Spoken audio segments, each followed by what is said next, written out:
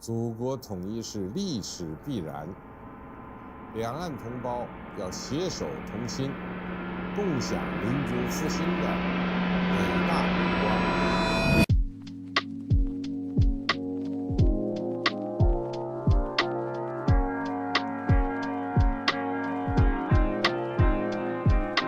Hi, Topher here in beautiful Kaohsiung. So, let's say China actually decides to invade Taiwan. Why would that invasion fail? There's a lot of reasons. A little bit about me. I was an Army officer during the invasion of Iraq in 2003, so I know a little bit about invading places. A Chinese invasion would basically have an easy part and a really difficult part. The easy part would be just shooting a bunch of missiles into Taiwan, a bunch of missiles and rockets. And we can talk about the capabilities of the Taiwanese air defense forces in a different video. The difficult part is actually getting soldiers from China into Taiwan. The only way that China can successfully take Taiwan is if the island is completely swarmed by PLA soldiers. In order to do this, they need to conduct an amphibious assault. This is an assault from the sea. China has 12 brigades that are trained for amphibious operations. 6 of them are in the Army and 6 of them are Marines under the Navy. It would be the job of these 12 brigades to actually be the first wave into Taiwan, to be the amphibious assault that secures a beachhead or secures an actual port to allow safe passage for the rest of all the Chinese troops that are needed to actually take Taiwan, which low estimates are a million soldiers needed to take Taiwan. These 12 brigades make up about 60,000 soldiers, and about 5,000 amphibious assault vehicles. These are like troop carriers and tanks that can actually move in water as well as land. Now, China has basically 2 main types of amphibious vehicles, and those are the Type 05 and the Type 08. Now, the Type 08, it was actually really hard to find video of it in water, which is a little suspect since it is an amphibious assault vehicle.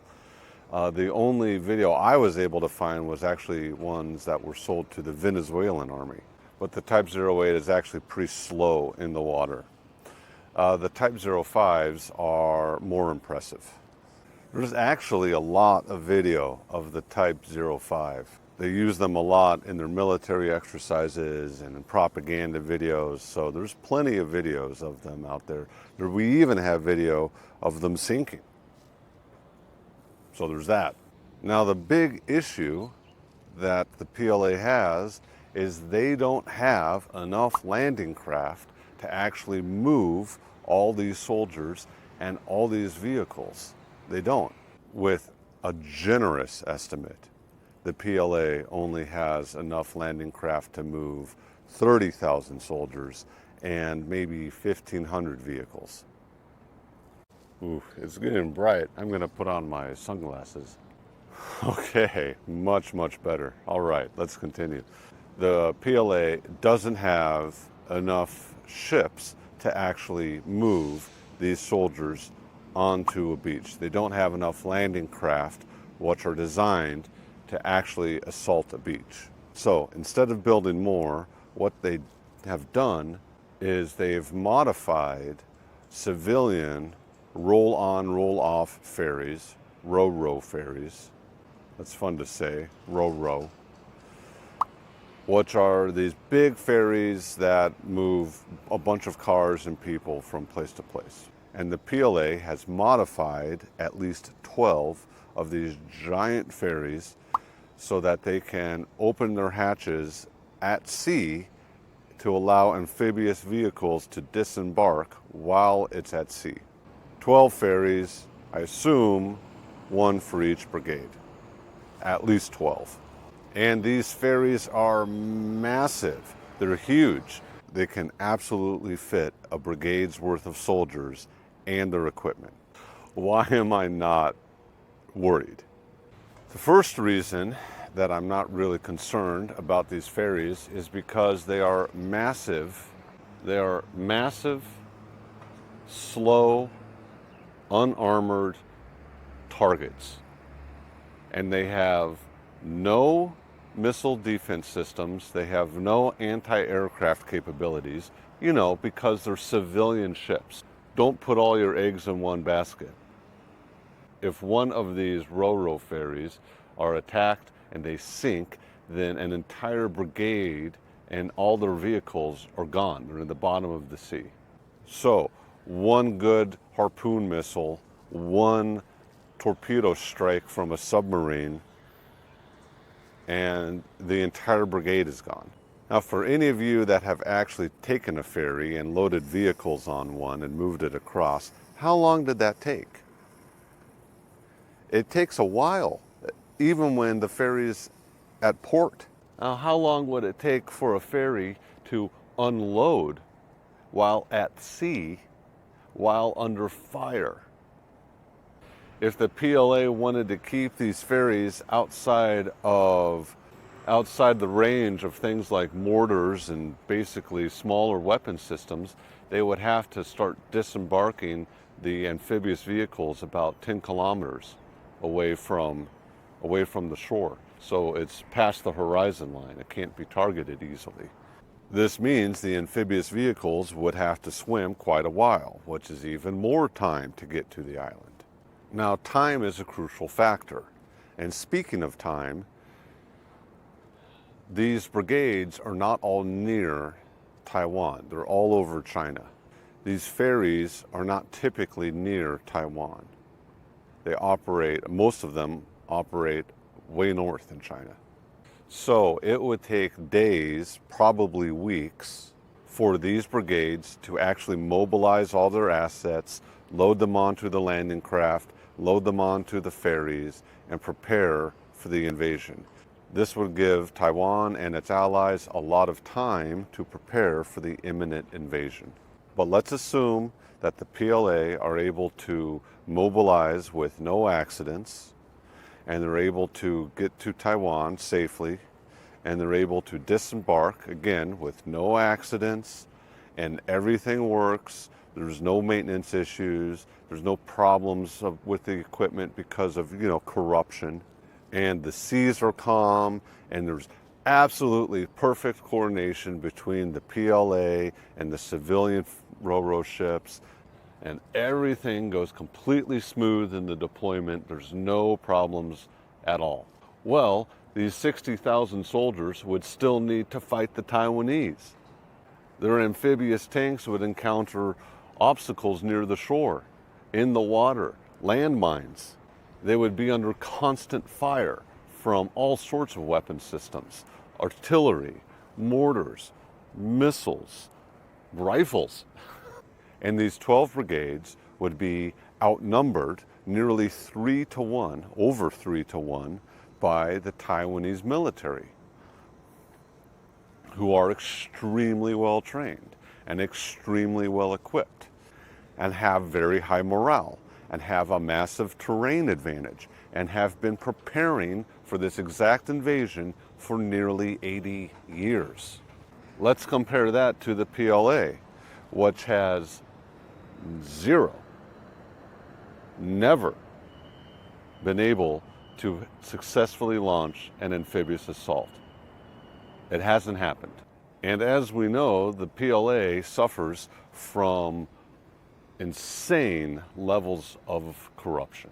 Insane levels of corruption. I mean, water in the fuel tanks of rockets? Come on. If the prize of the PLA, the rocket force, is that corrupt, how bad is the corruption within these amphibious assault brigades? Now, for a few years, the PLA has been conducting some training, some amphibious assault exercises. But in these exercises, they seem like they're more of a PR stunt than anything else. the amphibious vehicles are disembarking within about half a kilometer of the shore. That's very close. And we can observe these exercises from space, from satellites. Plus, oftentimes the PLA films them and releases these films as a propaganda video. Well, so far, they haven't had any exercises that have involved more than 20 of their amphibious vehicles. So they're only training 1% of their vehicle force. 1% are actually being trained at any given time. Taiwan and the world needs to start being concerned about a PLA invasion when they're actually doing exercises that involve a few hundred vehicles at once, not 20.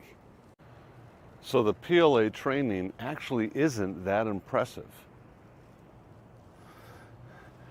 And almost nobody in the PLA has any real-world experience fighting an enemy outside of China. You know, fighting someone who's fighting back. The only people in the PLA that do have experience in actual combat is a very small group that was on a peacekeeping mission 10 years ago in South Sudan in Africa, and it did not go well for them, not at all. Okay, so the PLA, first, they don't have enough amphibious assault soldiers. Second, they don't have the proper means to move those soldiers. Third, they're not actually trained all that well. Fourth, the PLA is rotten with corruption.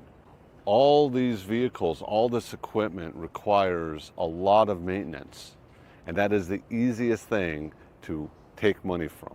And in a corrupt military, maintenance doesn't get done properly. They're undertrained and they don't have any real-world experience. Now, this doesn't mean that Xi Jinping still won't order an assault. You know, I mean, he doesn't have any experience in the military, and he fires or arrests anyone who tells him no. So they still may attempt an invasion, but if they do, it will be one of the largest military disasters in history. This is all assuming, of course, that the Taiwanese are very vigilant in their defense, which I believe they will be. I believe that the Taiwanese people really love their freedom, and they don't want to see that stripped away from them, and they would fight for it. Okay, so if you found this video useful, please remember to like and subscribe. Subscribing really helps the channel grow, so thank you for that. A big thank you to all my members who have really helped me out. Thank you, thank you. I really appreciate the support. If you would like to be a member of the channel, check out the links below in the description. I'll also include a couple of sources, information sources in the links. If you think I missed something or I got something wrong, please leave a comment. And let's hope that peace prevails. We all want to live in a peaceful world. All right, thank you so much. Peace, love. See ya.